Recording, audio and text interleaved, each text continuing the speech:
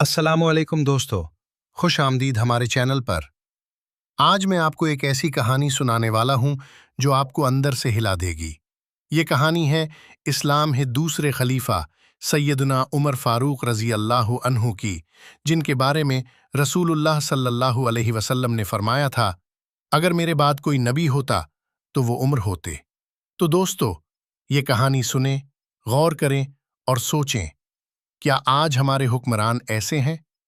Medina Munawwara की एक रात थी। चांद आसमान पर था, गलियां खामोश थीं, लोग सो चुके थे। लेकिन एक शख्स था जिसकी आंख बंद न हुई थी, और वो थे अमीरुल मुमिनीन हजरत उमर फारूक रजी अल्लाह अन्हु। वो अपने गुलाम असलम के साथ चुपके से महल से निकले। न कोई फौज, न कोई मुहाफिज, न कोई शाही लिबास, बस एक सादा चादर और अपना जमीर। उनका मामूल था रात को मदीना की गलियों में घूमना, देखना कि कोई भूखा तो नहीं, कोई तकलीफ में तो नहीं। चलते चलते उन्होंने मदीना के किनारे एक झोपड़ी के पास कुछ आवाजें सुनी, बच्चों के रोने की आवाज। वो रुक गए। दरवाजे के करीब जाकर देखा, एक बूढ़ी औरत आग जलाए कुछ पक्का रही थी। पास में छोटे छोटे बच्चे भूख से बलक रहे थे। हजरत उमर रजी अल्लाह अन्हु ने पूछा, अम्मा, क्या हुआ? बच्चे क्यों रो रहे हैं?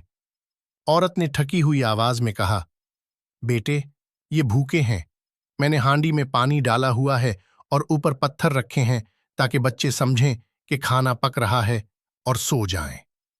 पानी में पत्थर, बच्चों को सुलाने के लिए?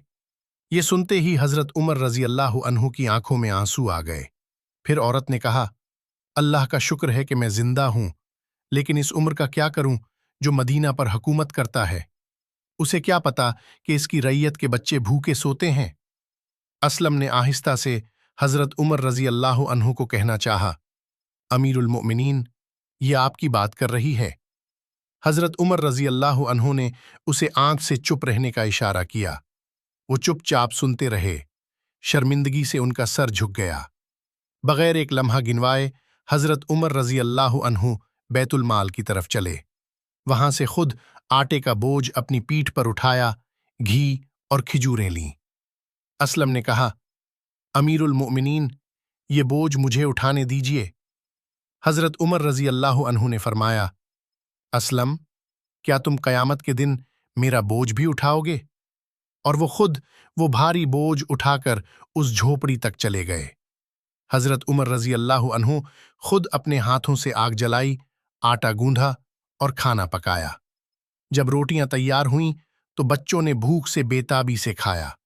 उनकी आंखें खुशी से चमकने लगीं।